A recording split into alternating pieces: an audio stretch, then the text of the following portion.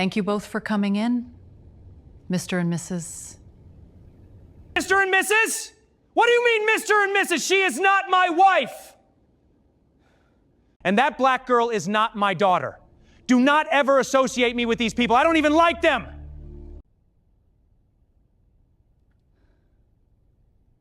Mark watched from the corner. He was ashamed. What Frank did not know yet was that this little girl had saved his son's life, and she does it twice. This is the story of two 7-year-olds. The boy's father hated the black girl next door and was teaching his son to hate her too, yet the black girl taught that boy how to breathe. Twice. To understand what you just saw, we need to go back to the beginning. But first, welcome to Crown and Witness Stories. Comment below and tell us where in the world you are watching from. And if you love stories about powerful women who choose themselves, subscribe so you never miss one. Now, back to our story. The moving truck arrived on a Tuesday morning. Mark watched it from the window of the house. The new house, the smaller house, the house his father kept saying was temporary, even though Mark did not fully understand what temporary meant yet. He was 7 years old. He understood that this house was smaller than the last one. He understood that his father was angry most of the time now, and he understood that they were somewhere new, which meant there might be someone to play with. He pressed his face against the glass and looked at the street. And that was when he saw the girl.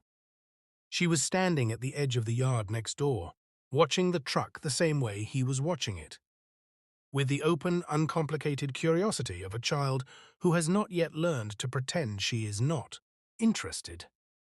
She was wearing a purple dress, and her hair was in 2 puffs on either side of her head, and she was holding a jump rope she had clearly forgotten she was holding. Mark opened the front door and walked out. She looked at him. He looked at her. She lifted the hand that wasn't holding the jump rope and gave a little wave. "Hello, I'm Anissa." Mark waved back immediately. "I'm Mark." And just like that, the way it only happens when you are 7, and the world has not yet taught you to be careful. They were friends. Anissa asked if he wanted to see the back of the yard because there was a tree back there that was good for climbing. Mark said yes. She dropped the jump rope. They walked around the side of the house. They had known each other for approximately 4 minutes when the front door of Mark's house opened and his father came out. Frank was not a large man, but he had the particular energy of a man who takes up more space than his body requires. He looked at the 2 children standing in the yard, and his face did something that Mark had seen it do before, a tightening, like a fist closing. "Mark," his voice was flat, "get over here." Mark looked at Anissa. His eyes no longer held any excitement. He was suddenly sad. She looked at him. "Now," Frank said. Mark walked back to the house.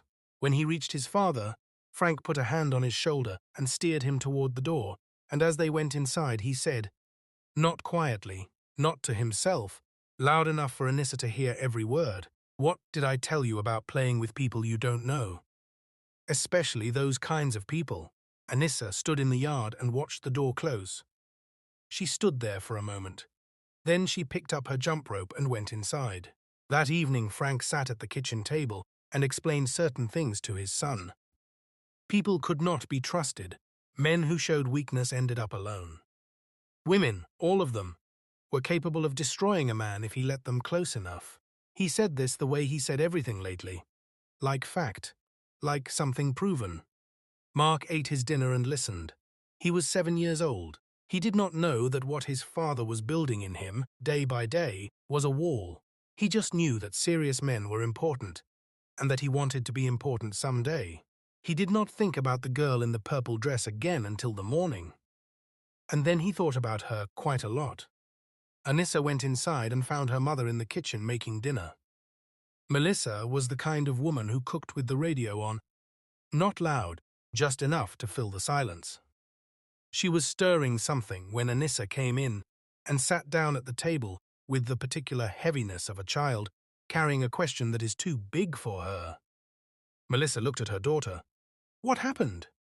Anissa told her about Mark, about the 4 minutes, about the tree in the yard. and about his father's voice and what it had sounded like, and the way Mark's face had changed when he heard it. Melissa turned the radio down. She sat across from her daughter. "Mama," Anissa said, "why is he so angry at me? I didn't do anything." Melissa looked at her daughter for a long moment.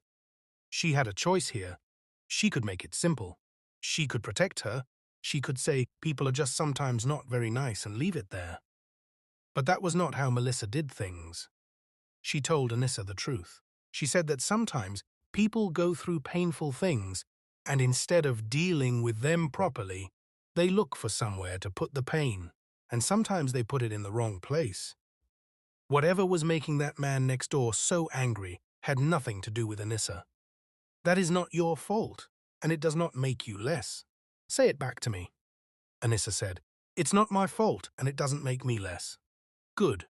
Now, can you still be kind to that little boy even though his father is being foolish?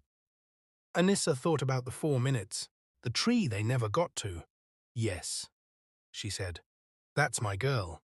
They ate dinner and found the laughter before the night was over, because that was how Melissa did things. She let the hard thing exist, and then she found the warmth on the other side of it. The weeks that followed had a pattern. Mark and Anissa found each other in the small windows between one adult decision and the next. After school, on weekends, whenever Frank was not looking. They talked the way children talk when they have decided they like each other. About everything and nothing, fast and without self-consciousness. And Frank kept finding Mark. He came to the yard. He raised his voice at a street birthday party where both children had been invited. He said things at dinner that Mark stored in a part of himself, too young to know what to do with them yet. Mark did not stop talking to Anissa. He just started doing it quietly. It was a Thursday in October when the boys at school took Mark's bag. There were 3 of them. Older, the kind of older that feels enormous when you are 7. They took the bag and went through it, and threw things and laughed, and when Mark tried to get it back, one of them pushed him, and he went down on the floor of the corridor and stayed there.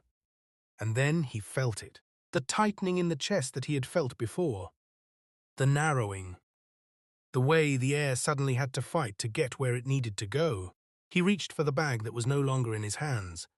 His inhaler was inside it. The boys were gone. The corridor was mostly empty. The few children who saw him looked and walked faster. Mark put his hands flat on the floor. His breathing was getting shorter and shorter, and then Anissa was there. She had appeared around the corner from her classroom, and immediately she saw him, she ran straight to him without hesitating. She dropped her bag and knelt down beside him. "Mark, look at me." He looked at her. "Okay, I know what this is. I have it too. You're going to be okay, but you have to listen to me. Can you listen to me?" He nodded.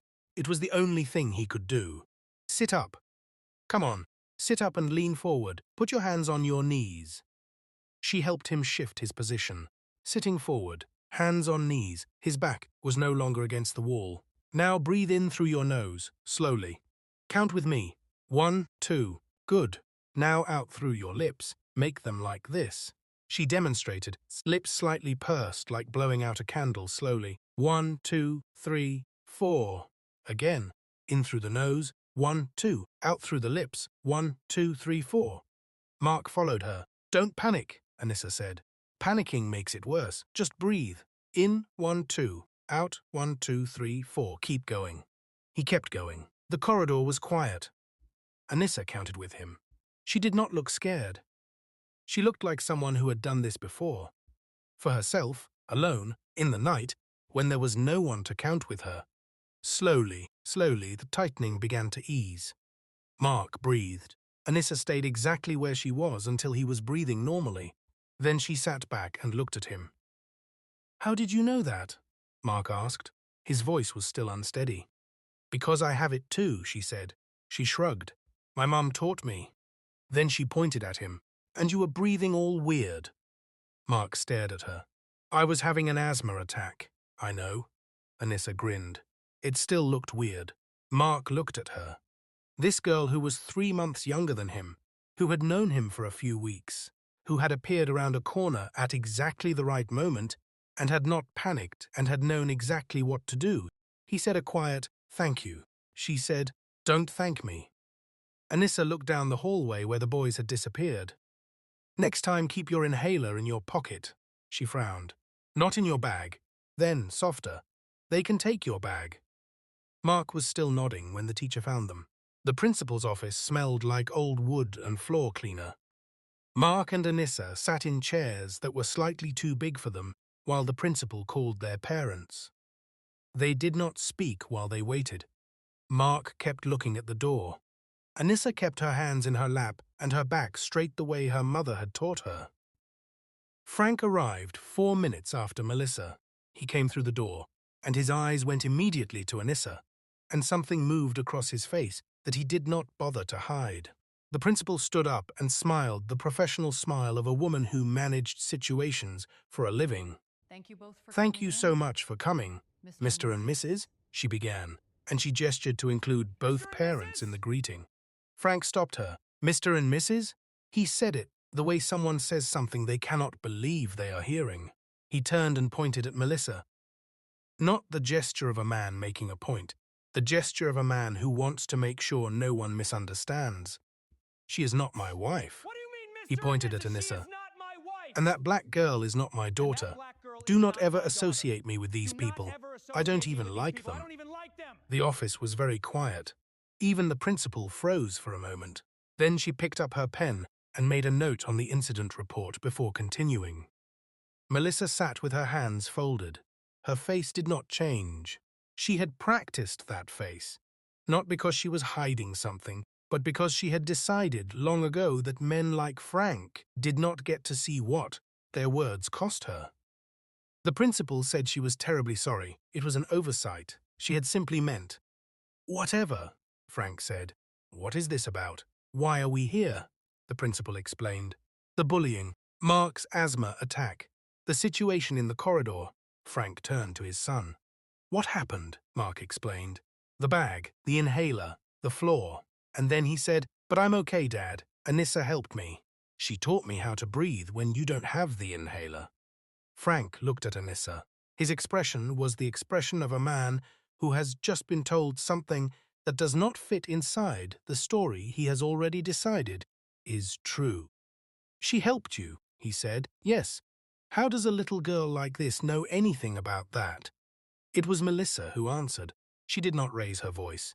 She did not perform anything. She said, "Because she has it too." Beside her, Anissa gave a tiny shrug. "Asthma's annoying." Frank went silent. In the silence that followed, the principal said something about the bullies being dealt with and counseling being available, and she was sorry this had happened. Nobody was fully listening to her. Frank looked at Anissa one more time. The girl sat with her back straight and her hands in her lap and met his eyes without flinching. He looked away first. That evening, Anissa told her mother everything. When she was finished, Melissa came around the table and held her without saying anything first. Then she said, "You did a good thing today. That was the right thing." But his dad was so angry. His dad is always angry. That has nothing to do with what you did. She looked at her daughter properly. "But next time you call the teacher first. You are smart and brave, but you also happen to be 7. Some things need a grown-up in the room. Not because you're not enough, but because you deserve backup." "Okay," Anissa said. "Good." Melissa kissed the top of her head. "Now eat." Sitting on the porch steps one afternoon, Mark asked Anissa how she was so mature. Almost the same age as him, but acting older. She thought about it the way children think, when they are trying to find the true answer, rather than the easy one. "I think it's because my mom tells me stuff," she said. "What kind of stuff?" Mark asked. Anissa shrugged. "Real stuff." "Like what?" "Like why people get sad, or why grown-ups act weird." Mark thought about that. "My dad doesn't really tell me stuff. What does he do? He just tells me what everybody's supposed to think." Anissa tilted her head. "That's not the same." "Yeah," Mark said. "It's not. 2 7-year-olds sitting in the quiet. Having just said something they would not fully understand for another 20 years. Mark told Anissa about his mother one afternoon. Not because he planned to, Because he was with someone, he had stopped pretending around. He said she left when he was 4. She left with a man who was not his father. He did not really remember her face anymore, unless he looked at the photograph his father had not thrown away. Anissa told him about her father. He went to war. He had been gone longer than she could count properly. She and her mother had concluded he was not coming back. But there was no letter, no one at the door. Just silence. Then she said, "My mom cries sometimes when she thinks I'm asleep. I don't tell her I can hear." "Why not?" Mark asked. "Because she doesn't know I hear. Would she be mad?" Anissa shook her head. "No." She picked at a loose thread on her sleeve. "I think she would just be sad." "Why?" Mark asked again. "Because she tries really hard not to cry." Mark thought about his father, who never cried, who had turned his hurt into something else entirely. "That's very kind of you," he said. Anissa shrugged. "She does more for me." Something settled between them after that. The way things settle between people who have shown each other the thing they do not usually show. Anissa had been practicing for months. The scholarship competition was at the City Arts Center. A real stage, real judges, 3 years of funded music tuition for the winner. She had been playing piano since she was 4. Melissa had made every sacrifice to keep the lessons going. Anissa asked Mark if he would come. He said yes immediately. Frank also said yes, until he found out it was Anissa's performance. What followed was not a conversation. Frank's voice filled the room the way it always did when he had already decided. He was not going to sit in an auditorium watching that child. These people were not their concern. That was final. Mark went to his room. 2 weeks later, Frank was outside working in the garage. Mark was at the kitchen table doing homework when he felt it. The same narrowing, the same tightening. He reached for his inhaler, the one he had started keeping with him since October, and it was there, but it was empty. No one was in the house. He put down his pencil. He sat forward. Hands on knees. He heard Anissa's voice as clearly as if she were beside him. "Don't panic. Panicking makes it worse. Just breathe. In through the nose. 1, 2. Out through the lips. 1, 2, 3, 4. Again. Again. The homework sat untouched. The empty inhaler sat beside it, and Mark breathed, slowly, steadily, until the tightening eased. Anissa was not there. She had been there the first time to teach him, the second time she saved him without being in the room. Because what she taught him lived in him, now, and that was better than being there. When Frank came home, Mark told him what had happened. Frank listened. He did not speak for a long time after. Then Mark said quietly, not arguing, just saying it, "Dad, maybe they're not so bad after all." Frank looked at his son. He looked at him for a long time. He did not agree. He did not apologize for anything. He did not become a different man in that moment. But he said, "Get your coat. Where are we going?" "The Arts Center," Frank said. "You said the performance is tonight." Mark got his coat. The City Arts Center was full. Families, teachers, a panel of judges at a long table to one side, and on the stage, a piano, a bench, a single light. Anissa came out in a white dress. Melissa had pressed 3 times to get right. She was small on that stage. Very small. She sat at the bench and adjusted it slightly, and put her hands in her lap, and looked at the keys for one moment before she began. She played a piece about loss, not a sad piece in the way people perform sadness, with drama and announcement. Something quieter than that, something that began like a question and moved slowly through the answer and arrived somewhere that was not resolution so much as acceptance. The kind of acceptance that costs something. The kind that only people who have actually lost something can recognize. The music moved through the auditorium. People went still, the way people go still when something true is happening, and they do not want to disturb it. When Anissa finished, the room was silent for 1 full second before the applause began, and then everyone was standing. Mark stood. Melissa in the front row was standing with her hand on her chest. And Frank, who had spent months turning everything about this family into something to be despised, who had pointed his finger at the principal's office, who had said that black girl is not my daughter, with a certainty that left no room for anything else. Frank was sitting in his seat. He was not standing. He was not clapping. He was sitting very still with his hands in his lap and his jaw set and his eyes bright in a way that had nothing to do with anger. He was crying. Not loudly, not dramatically, just a quiet undoing, the kind that happens when music finds the thing you have been keeping behind a wall and brings it into the light without asking your permission. A 7-year-old black girl who he had not been able to look at without contempt had just played the exact shape of his grief. He sat there, and he cried. Mark looked at his father and said nothing. He understood, not completely, not with the full understanding that would come later in his life. But enough. He understood that something had just happened to his father that no argument had managed to do. After the performance, outside in the cool night air, Mark saw Anissa coming out with Melissa. He waved. Anissa ran over. "You came!" Anissa bounced a little on her toes. "I came," Mark said proudly. "You were amazing." He said it so fast the words nearly ran together. Anissa grinned. "I know." Then she added, "My mom tells me that all the time." Mark laughed. Then he glanced over at Frank. His father was standing a little apart, staring at the ground. Mark lowered his voice. "I think I just saw my dad cry." For a second, Anissa stared at him, then her eyes widened. "No way." "Way." Mark nodded seriously. Anissa looked past him toward Frank. Then she clapped a hand over her mouth. The image of it finally caught up to her. She started giggling. Mark laughed harder. A moment later, they were both laughing so much, neither could explain why. Just two 7-year-olds, sitting on steps, in the dark, laughing with the whole world still ahead of them.